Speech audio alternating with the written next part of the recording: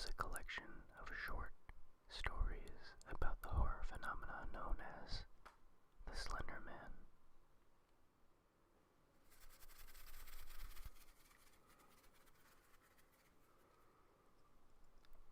Story 1. The Tall Man. I know of an old Romanian fairy tale, highly unpopular even in its earliest iterations. It might be based on a particular event, or perhaps it's an extrapolation from existing Slenderman stories. The translation I'm most familiar with goes like this. Once upon a time, there were twin girls, Stella and Serena. They were brave little girls, and they had no fear of the dark, nor of spiders and other crawling things. Or other young ladies, and even young boys would cower. Stella and Serena would walk with their heads held high. They were good girls, obedient to their mother and father, and to the word of God. They were the best children a mother could ask for, and this was their undoing. One day, Stella and Serena were out with their mother gathering berries from the forest. Their mother bid them stay close to her, and they listened as they were good children. The day was bright and clear, and even as they walked closer to the center of the forest, the light barely dimmed. It was nearly bright as noon when they found the Tall Man. The Tall Man stood in a clearing dressed as a nobleman, all in black. Shadows lay over him dark as a cloudy midnight. He had many arms, all long and boneless as snakes, all sharp as swords, and they writhed like worms on nails. He did not speak, but made his intentions known. Their mother tried not to listen, but she could no more disobey the Tall Man than she could forget how to breathe. She walked into the clearing, her daughters shortly behind her. "Stella," she said, "take my knife and cut a circle on the ground big enough to lie in." Stella, who was not afraid of the Tall Man nor afraid of the quiver in her mother's voice, obeyed what her mother said. "Serena," the mother said, "take the berries and spread them in the circle and crush them underfoot until the juice stains the earth." Though Serena wondered why her mother asked her to do such a thing, she obeyed because she was a good girl. "Stella," the mother said, "lie in the circle." Stella, though she worried she might stain her clothes, did as her mother asked. "Serena," the mother said, and bid Serena cut her sister open with a knife. Serena could not, would not. "Please," her mother said, "if you don't, it will be worse. So much worse." But Serena could not, and she threw the knife away and ran home, crying. She hid under the bed, afraid for the first time in her life. She waited until her father came home from the fields and told him of the terrible thing she had found in the woods. Her father comforted her and told her she would be safe. He went to the woods, his axe in hand, and as he commanded, she stayed by the hearth waiting for his return.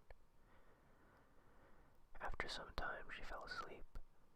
When she woke, it was to the sound of knocking on her door at the darkest hour of the night. "Who is there?" she said. "It's your father," the knocker said. "I don't believe you," said Serena. "It's your sister," the knocker said. "It cannot be." "I am your mother," said the knocker, "and I told you it would be worse." And the door, locked tight before the father left, fell open as if it had been left ajar. Then her mother stepped in, her sister's head clutched in one bloody hand, her father's in the other. "Why?" wept Serena. "Because," said her mother, "there is no reward for goodness. There is no respite for faith. There is nothing but cold steel teeth and scourging fire for us all. and it's coming for you now. And the tall man slid from the fire and clenched Serena in his burning embrace, and that was the end of her.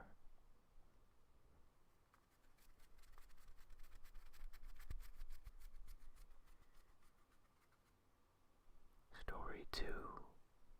Schlenkwald. They say that monsters come only at night, that light will drive them away, but not all creatures follow this rule. Safety not certain during the day. He hides on the fringes of your vision, brief glimpses of the distorted. He slithers and writhes beneath your eyes, reaching for you, limbs contorted. Before you know it, your children are taken, and now it's come down to you. His breath is oppressive, his presence acidic. He feels pity is undue. Suddenly trapped in his grasp, so tight you struggle to break yourself free. He laughs and he gurgles and he screeches with glee. He turns your head for you to see. Your children are crying till their eyes are removed. They collapse still and silent. His arms and legs bend, pulling you closer, the man's eyes dark and violent. He strikes and he cuts, your skin flays open, your soul too weak to resist. This should not have happened if you had only listened. Never go into his forest.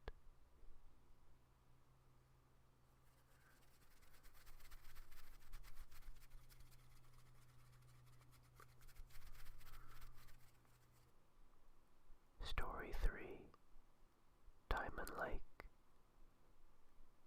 All this talk about a slender man in the forest rang a bell with something that happened to me when I was 6 or so.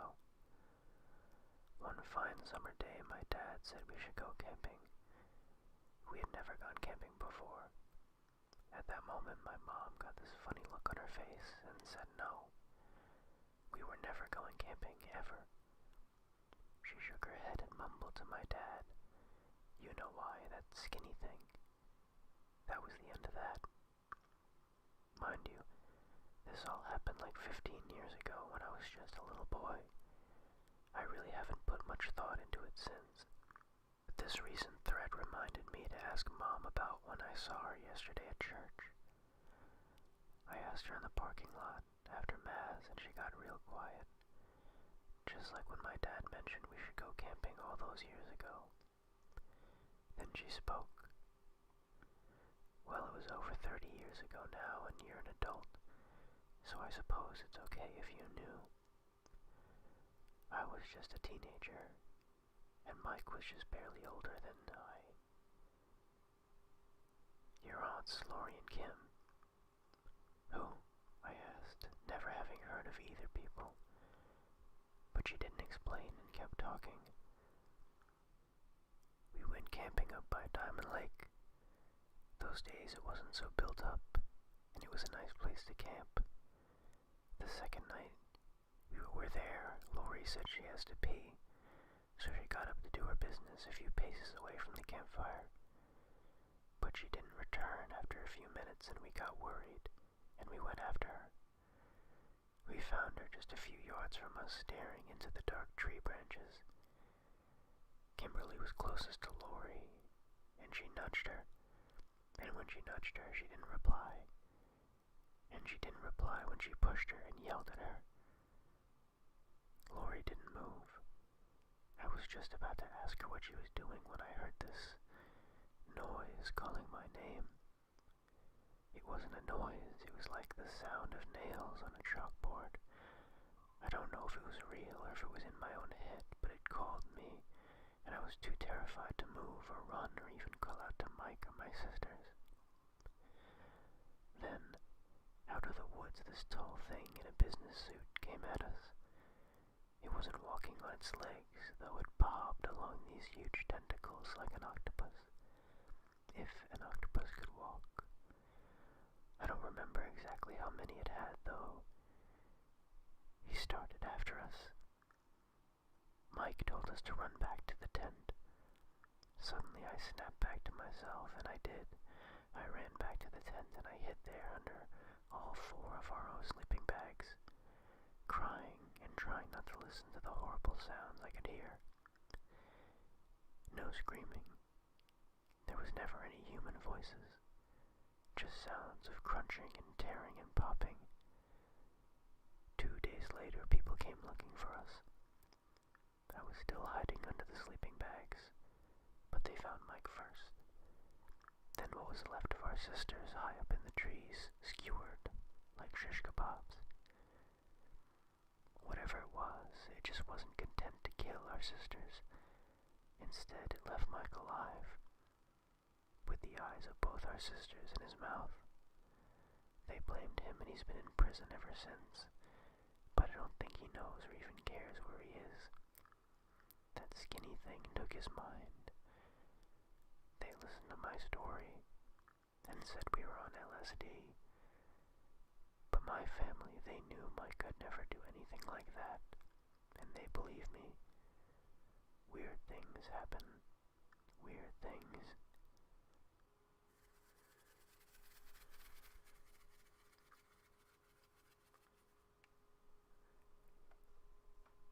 Story number 4. Grandpa. I always found it odd that my grandpa, who was a real smart man, always worked construction and other seemingly low-paying jobs, even though he had his college diploma in business management. Well, one day when I was at his house, we were watching TV when the local news had a story about some kids who'd gone missing, and how some other children in the area were talking about a skinny, tall man in a suit. My grandpa shook a moment, and I asked what's wrong. He turned the TV off and asked me what I knew about his time in World War II. All my dad told me was that Grandpa was a paratrooper. My grandpa laughed and told me that's what he told my dad. In reality, he was a OSS field op. He said he was involved in many missions that remain secrets to this day. Before I could ask what that had to do with the missing kids, he started to speak. Near the end of the war, Grandpa and a team of agents were sent on a mission in the Black Forest in Germany. They were disguised as civilians. Their mission was to meet up with a group who was going to give them some stolen Nazi plans. As they set up camp that night, they heard a noise. Hiding their weapons, they saw what looked to be a Nazi soldier walking towards them. At first, they thought he was drunk, how he looked to be stumbling around until he got to their campfire and saw that his leg was broken. As they asked the soldier what happened, Grandpa said the soldier just mumbled something and then passed out. They figured that maybe there was a car wreck, or maybe he was attacked by someone when the Nazi suddenly sat up screaming, "He's coming! Oh God, he's coming!" My grandpa was shouting this in perfect German. I didn't know he could speak any other languages. Grandpa then said that a guy on his team, Jim, pulled out his Thompson and pointed it towards where the Nazi came from. The others grabbed their weapons when they saw him. A man in a black suit was walking towards them. Gran said he yelled at the man in German, French, any language he could think of to make this odd-looking man answer about who he was. It got closer and closer until they saw its face. At that moment I saw my grandpa's face become pale, eyes distant. He said there were no real features, just odd-looking orbs, and at first a little line for a mouth. It stood there looking at the men and the Nazi on the ground. The Nazi was crying, mumbling to himself. One of the team yelled for the man to put his hands up. At that moment, the man shot up in the air. Grandpa said that's when they saw the tentacles. Grandpa and his team opened fire on the thing. It seemed like their bullets weren't doing anything as the man used one of its tentacles to grab the Nazi. The Nazi screamed in terror as he was dragged through the air. Grandpa said he aimed his gun at the poor bastard, but something hit him and he fell to the ground. Grandpa said it seemed like time around him, and the man just slowed down. He could see the bullets hit the man, but they seemed to be absorbed into him. The man looked down at Grandpa, then in a flash the man and the Nazi were gone. He said everything was so quiet. A little while after that, the people they were waiting for showed up asking what happened. No one said anything. After the war, Grandpa got married and was going to work for this company in New York, but had a massive panic attack when he saw all the men in black business suits. After that moment, he worked any jobs that didn't involve wearing or being around strangers in business suits.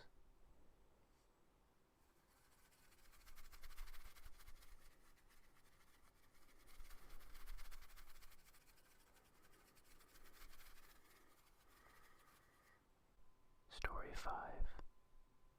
Campsite. May 8th, 1993. 3 campers were announced missing today. They had gone on a week-long trip into the nearby woods.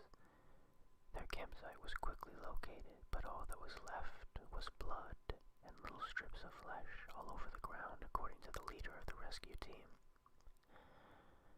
The official speculation is that the campers were attacked, one or more grizzly bears, which then dragged the bodies elsewhere.